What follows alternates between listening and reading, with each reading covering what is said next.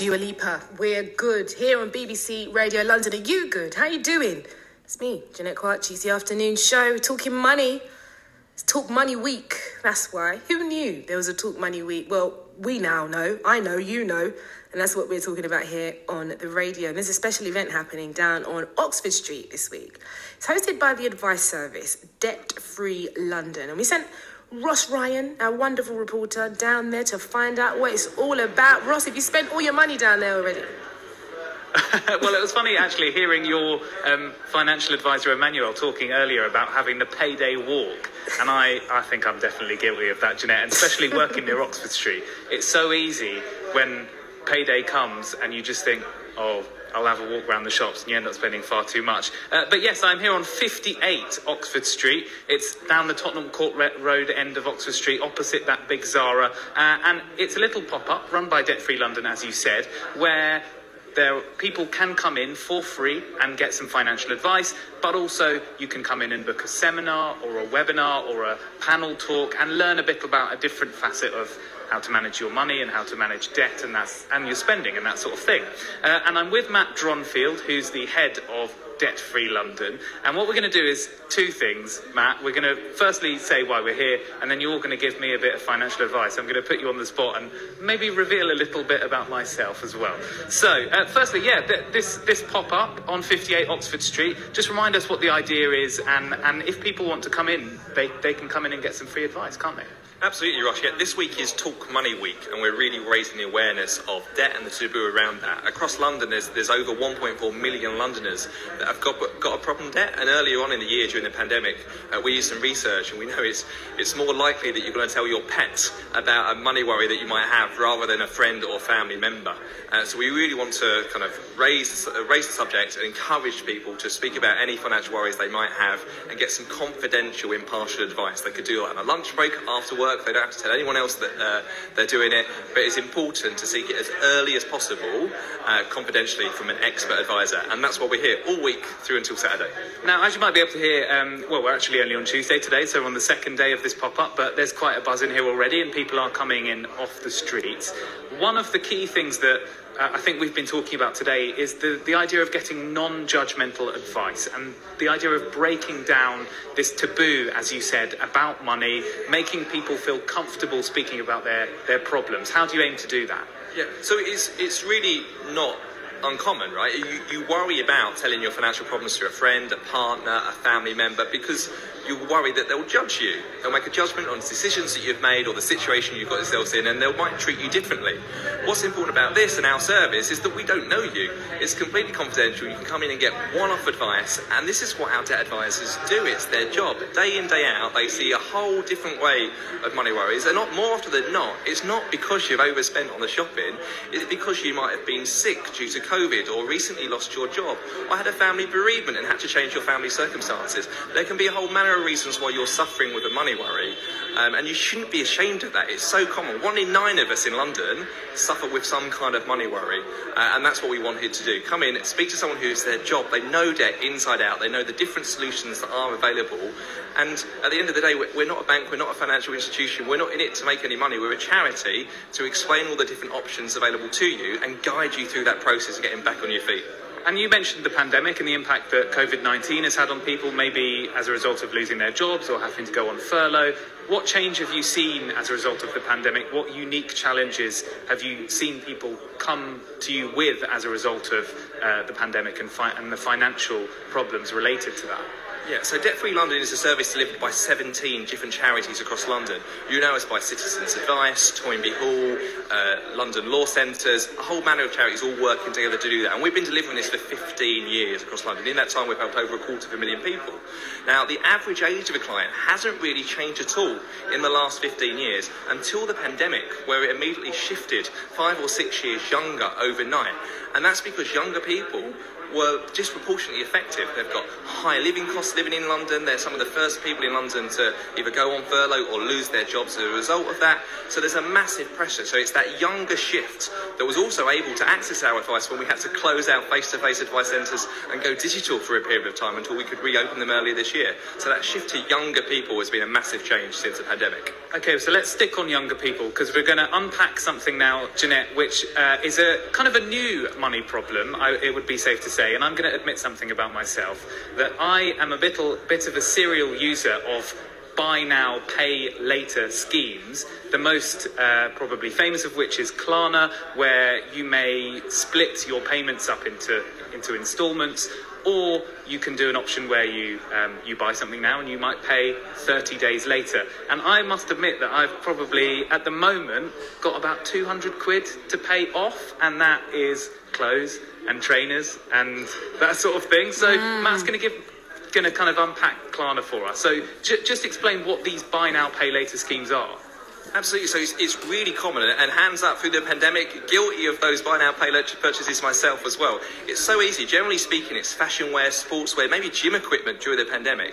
Shops encourage you to make a more expensive purchase by putting it on credit. Pay at 0% interest over the next 3 months. And as long as you do, remember to pay that bill each month at the end of the month over those 3 months. There's no interest at all. The problem becomes if you forget to budget and you forget you've made that commitment, and maybe you make 2 or 3 of these buy now, pay later purchases, and at the end of the month, there could be something unexpected. Your boiler might break. You might have to make an unexpected travel trip to see a family member. And all of a sudden, you can't pay that bill that you've committed to. So it becomes almost not buy now, pay later, but with the interest rates, it's buy now, pay forever. They can be extortionate interest rates. And at the moment, organisations like Klarna are not regulated by the FCA, so there's no rules at all to go from. And I don't know if you've been on the website that you mentioned. It's not as easy as it might seem to find your account details, and if you do struggle, how you might go around making payments in a more timely manner to suit your needs. It can be quite a challenge. Yeah, just thinking about it myself, we were just speaking off air beforehand. I don't know how I even set up a direct debit, when the money comes out automatically or when it doesn't. And that lack of regulation is one of the key things here, because if I take out a loan from the bank, or even if I have a credit card, I know exactly the date I need to pay that off. I know exactly what the interest rate is. But with these buy now, pay later schemes, that isn't quite the case, isn't it? So are you finding that lots more people are getting into hot water because of this? And how do you help people, or how can people avoid this particular issue?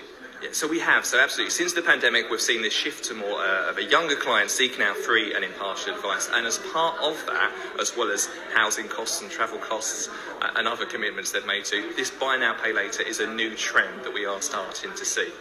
The best advice we can give anyone is have a budget and stick to it.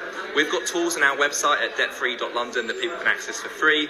And if they do start to get into hot water, the earlier someone seeks that advice, the better it's going to be. The longer they leave it, the higher the interest rates and the bigger the problem. So what you're saying is I need to not go on buy now, pay later and just spend what I have, basically. A good budget is always something we advise to stick to. But also, there are different scenarios in where you will need to borrow money, right? There's unexpected things that happen in life and you may need to borrow money, and there's sensible ways of doing that. And again, seeking independent free advice of how you can make those unexpected bills is important, and we're here to offer that advice as well. Right, finally, remind us, we're here on 58 Oxford Street, debt-free London. When are you here until? How can people come and see you? And if they can't get down here physically, how can they perhaps access your advice? Great. Thanks. So we're here from 10 a.m. till 8 p.m. all week until Saturday at 58 Oxford Street, as you said, at the Tottenham Court Road end of Oxford Street. If listeners can't come and see us in person, all of our seminars are being broadcast live across our social LinkedIn, Twitter, YouTube and Facebook channels. And if you need free confidential advice, listeners can call us on 0800 808 5700 or start a video chat, if that's easier, to share documents back and forth on our website at www.debtfree.london/video. Say that number for us one more time. It's 0800 808 5700. Perfect. Well, Jeanette, I think I may have revealed a bit too much of myself there. Oh, but it's nice. We like to hear about you, Ross, and I think it's honest, isn't it? Because of things like those kind of platforms where they're offering the buy now, pay later. The marketing is so targeted, isn't it? And it just makes it so easy. And I think that there needs to be an element of financial literacy. How much did you learn about money at school?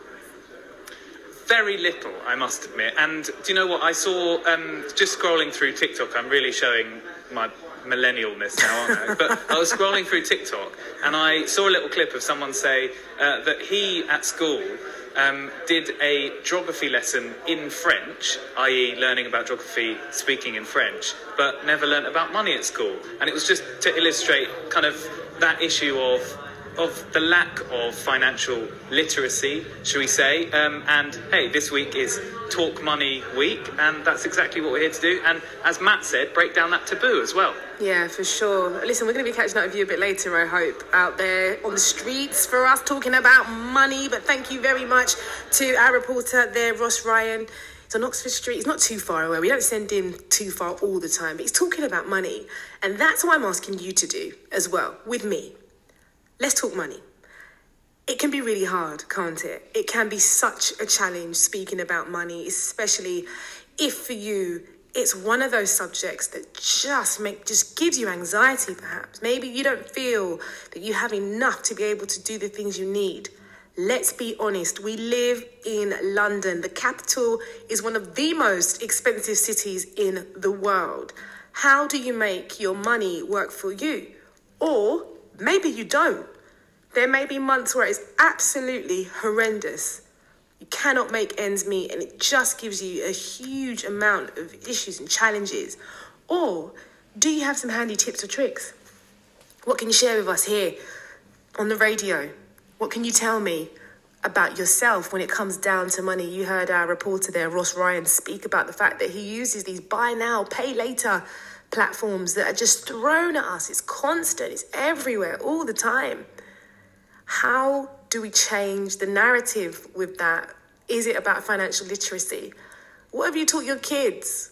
What have you taught your grandchildren, perhaps, when it comes down to money?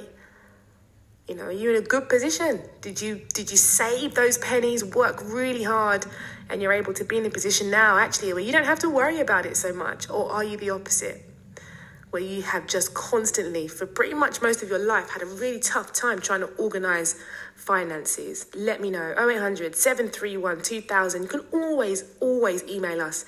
Jeanette@bbc.co.uk. I say us because the team are going to pick it up. But just drop me a message. I'll see it. I'll read it.